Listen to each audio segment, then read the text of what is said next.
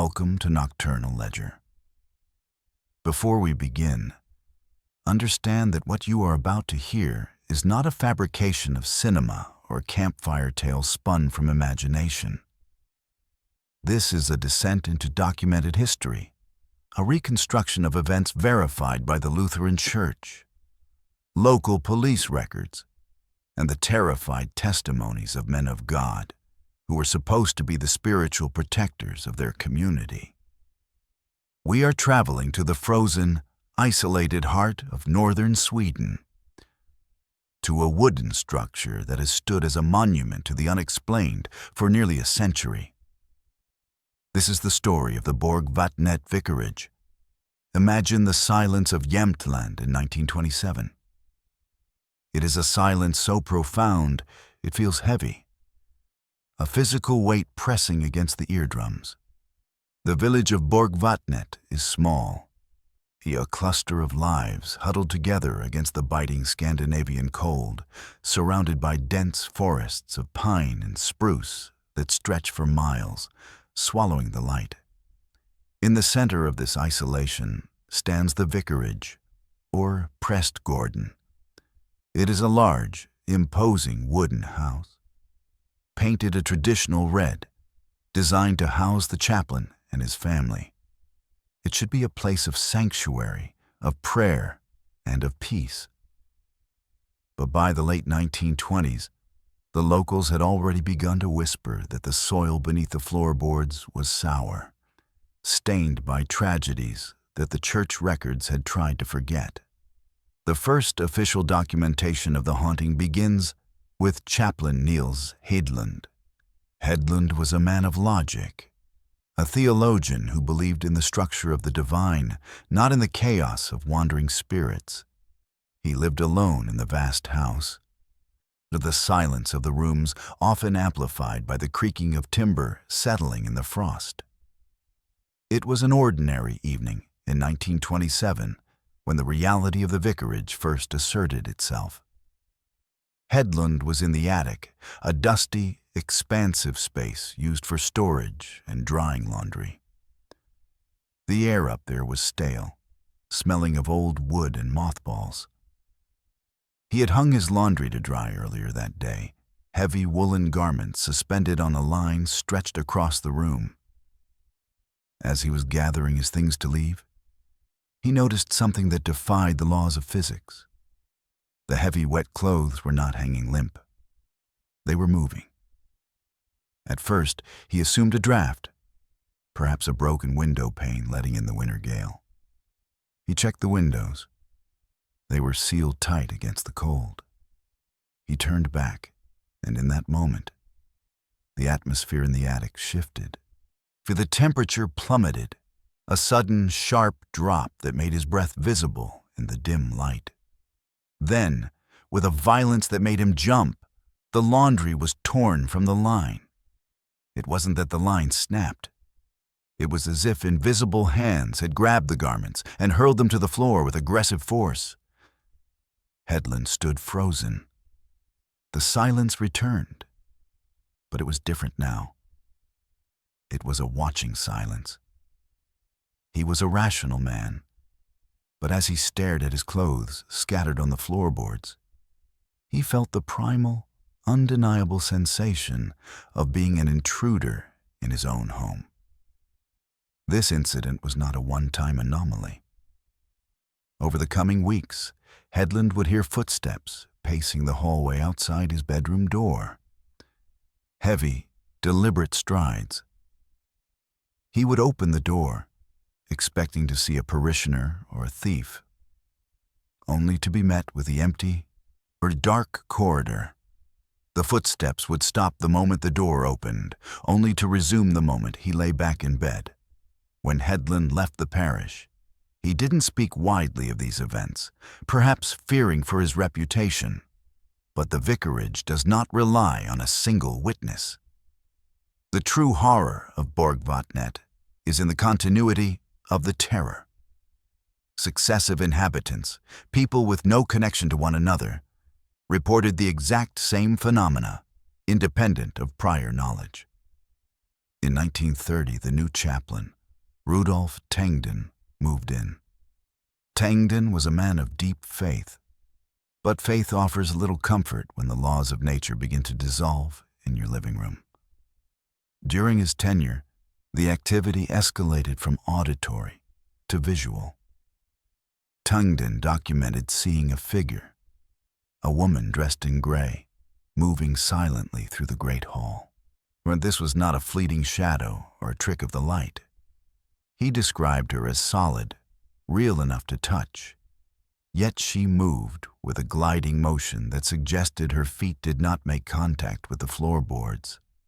One evening, Tengden was sitting in the main office, working on his sermon. The house was quiet. He felt the air grow heavy, a sensation described by almost every witness at Borgvattnet. A pressure on the chest, like walking into deep water. He looked up and saw the gray lady standing in the doorway.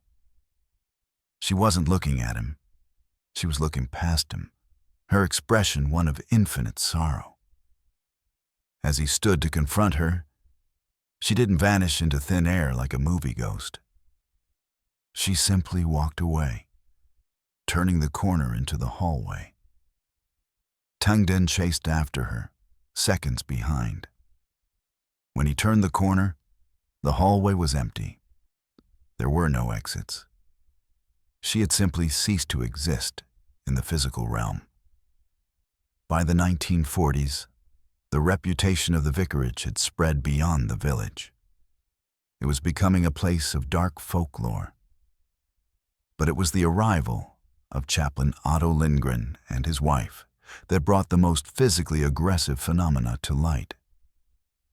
The Lindgrens were plagued by sounds that mimicked a household in distress. They would hear furniture being dragged across the floor in the room directly above them. The scraping of heavy wooden chairs, the thud of tables being overturned. When they would rush upstairs, hearts pounding, they would find the room perfectly orderly, the dust undisturbed. It was during the Lindgren tenure that a guest, a woman named Ingeborg, experienced something that would haunt her for the rest of her life. She had come to the vicarage to help with the household. One night, she was sleeping in the guest room. She woke up in the dead of night, not because of a noise, but because of a feeling of intense cold radiating from the center of the room. Her eyes adjusted to the darkness, and she saw them. 3 women. They were sitting on a sofa at the far end of the room. They were not transparent.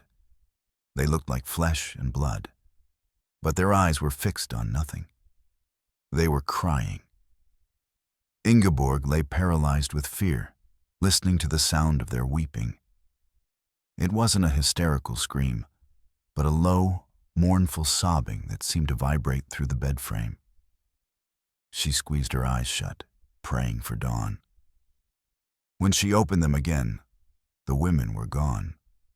But the impression on the sofa cushions remained visible for several minutes, or slowly rising back to shape as if the weight of the spirits had just lifted.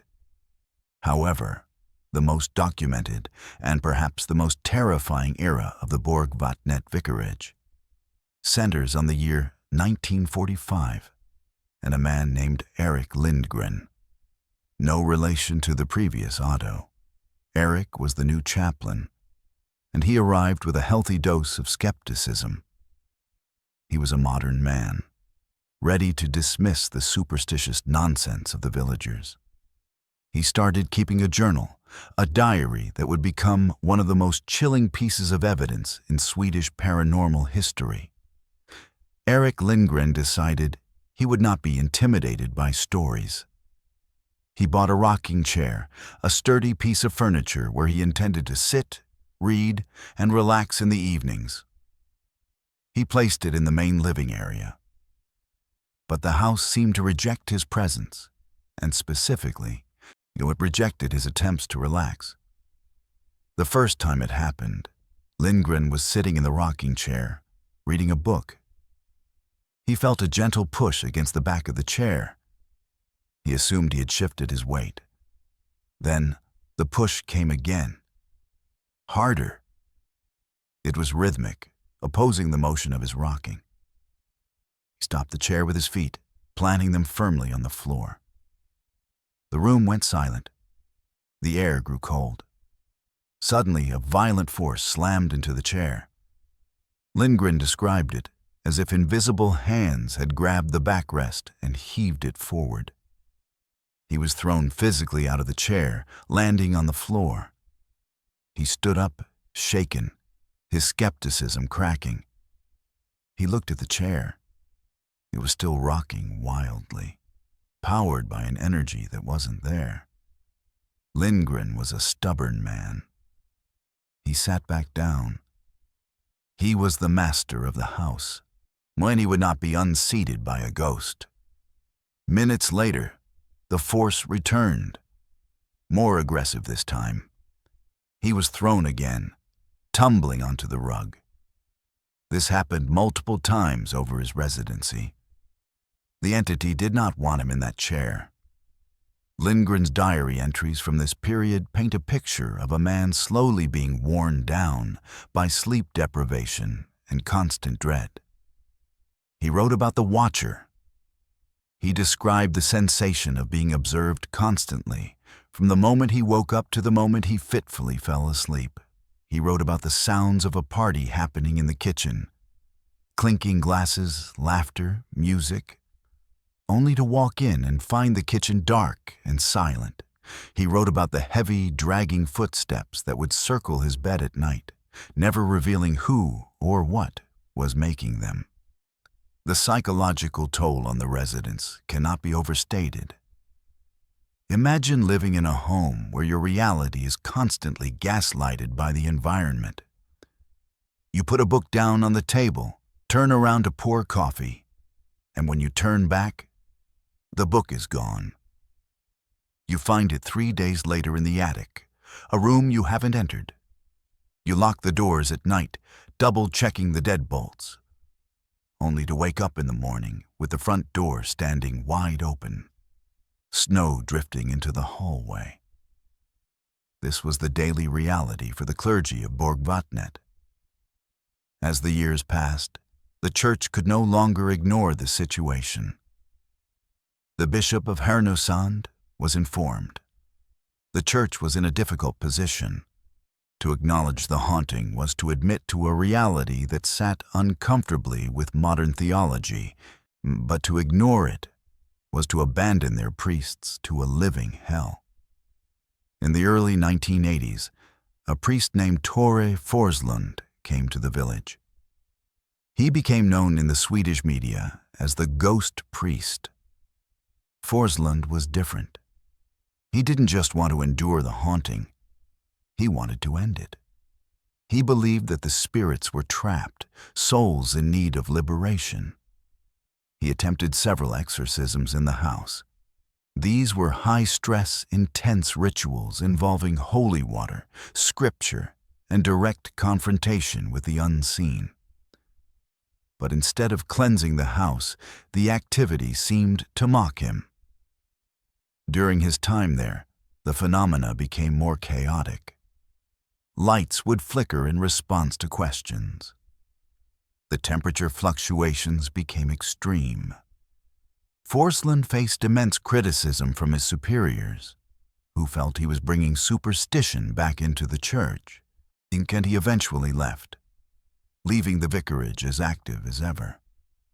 But what is actually happening at Borgvattnet? What is the source of this century-long disturbance? Skeptics and scientists have descended on the house many times. They point to infrasound, low-frequency vibrations caused by the wind rushing through the valley and hitting the chimney, creating a resonance that can cause feelings of dread and hallucinations.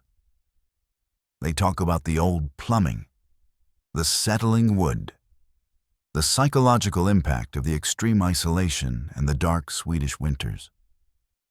They argue that the power of suggestion is strong. If you are told a house is haunted, your brain will turn every creak into a footstep. Yet, These theories fail to explain the shared experiences. How did Ingeborg see the crying women without knowing the history?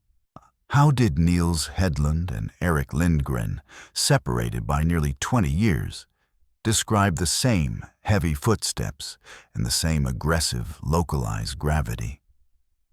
And what of the physical evidence? The objects moved, the guests physically pushed. Paranormal investigators who have spent the night in the house often point to a dark history involving a maid who lived in the vicarage in the 19th century. The legend says she became pregnant, a scandal in a religious household. To hide her shame, or perhaps in a moment of postpartum psychosis, she is said to have killed the infant and buried it in the backyard, or in some versions, beneath the floorboards of the kitchen. This tragic archetype, the sorrowful mother and the hidden child, aligns with the apparitions of the Grey Lady and the crying women, and it suggests a trauma so deep that it stained the very fabric of the building, a psychic imprint that replays its sorrow on a loop. The haunting of Borgvattnet is not just about jump scares. It is about the heavy, suffocating atmosphere of sorrow. Guests who stay there today report sudden, overwhelming waves of emotion. People break down crying for no reason in the crying room. Others feel a sudden, intense nausea when entering the kitchen. Today, the Borgvattnet Vicarage is a bed and breakfast. It stands as a challenge to the brave. The current owners offer a certificate to anyone who can stay the entire night. It sounds like a gimmick, a tourist trap, until you read the guest book. The pages are filled with shaky handwriting, documenting the same phenomena that Nils Hedlund faced in 1927. One recent account details a group of friends who stayed in the Blue Room. They brought equipment, EMF meters, voice recorders, cameras. They were excited, treating it like a game. Around 3 a.m., the mood shifted. One of the men was physically shoved against the wall. At the same time, their motion detectors in the hallway began to trigger in a sequence, as if someone was walking up and down the corridor, pacing, guarding the door. When they listened to their audio recordings the next morning, amidst the static, they heard a voice. It wasn't a whisper. It was a clear, sharp command in Swedish. Go what? Get out. The terrifying reality of Borgvattnet isn't just that there are ghosts. It's the intelligence behind them. The entity in the rocking chair knew when Erik Lindgren was relaxing and chose that moment to strike. The laundry was thrown when Hedlund was watching. The crying women appeared when Ingeborg was vulnerable. This implies consciousness. It implies that the house is not just a recording of past events, but a vessel for something active, something that watches the living with a jealous, angry gaze. Consider the layout of the house. It is a labyrinth of creaking floors and high ceilings. When you lie in bed at Borgvattnet, you are enveloped in total darkness. The silence of the Swedish wilderness outside is absolute. There are no street lights, no traffic noise, just the wind in the trees. In that silence, every sound inside the house is magnified. You hear the house breathing. You hear the settling of the foundation. And then you hear the sound that doesn't belong. The sound of a heavy boot on a wooden floorboard. The sound of a handle slowly turning. The documented evidence of Borgvattnet challenges our understanding of death. If these were merely residual hauntings, recordings of the past, they would not interact. But the Borgvattnet entities interact. They touch, they push, they speak. This suggests that whatever is trapped there is aware of the passage of time, aware of the strangers sleeping in their beds. There is a specific room in the house that is often avoided by the staff. It is the room where the rocking chair incident occurred. Even today, visitors report that the air in that corner of the room is consistently 10 degrees colder than the rest of the house. Batteries drain instantly. Cameras malfunction. It is a vortex of energy that refuses to dissipate. Or the story of Borgvattnet is also a story of the psychological endurance of the priests who lived there. Why did they stay? Why did Erik Lindgren remain for years, documenting his torture in a diary? Perhaps it was duty. Perhaps it was a refusal to let the darkness win. Or perhaps the house exerts a pull, a fascination that traps its victims just as surely as it traps the spirits. We must also consider the shadow man phenomenon reported in the vicarage. Unlike the Grey Lady, who seems sorrowful, the shadow man is described as malevolent. He is seen in the peripheral vision, a tall, dark mass that blocks out the light. Witnesses report a feeling of intense malice when he is near. Some theorists believe this is not a human spirit, but something else. A negative entity fed by decades of fear and tragedy, and growing stronger with every terrified chaplain and every frightened guest.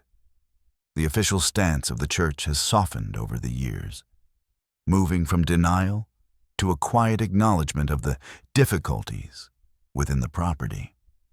The fact that a religious institution, usually the first to debunk the paranormal, had to intervene so many times, speaks volumes about the severity of the case.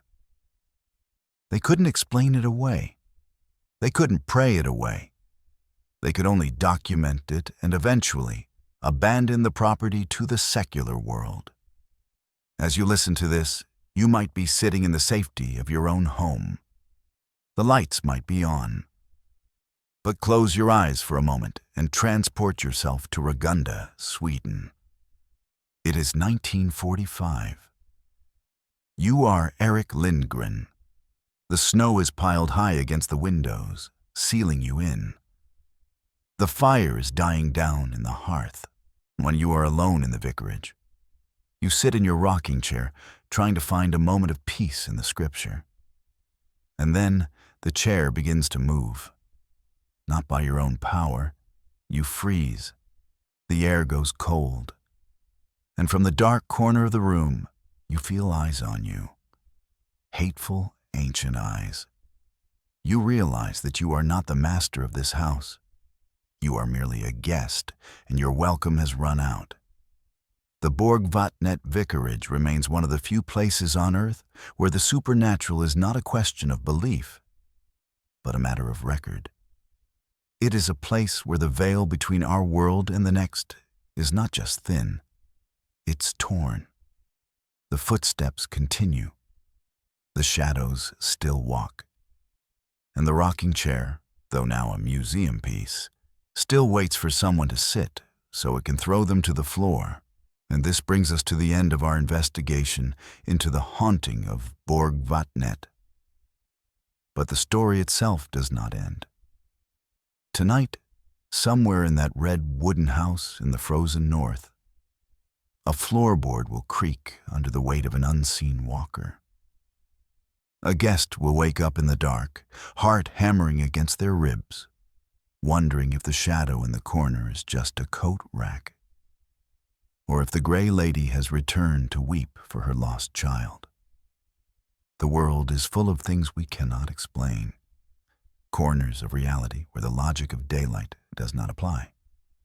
We document them, we analyze them, but we can never truly understand them until we experience them. Until next time, keep your eyes on the shadows, and remember, just because you can't see them doesn't mean they aren't watching you. This is Nocturnal Ledger. Good night.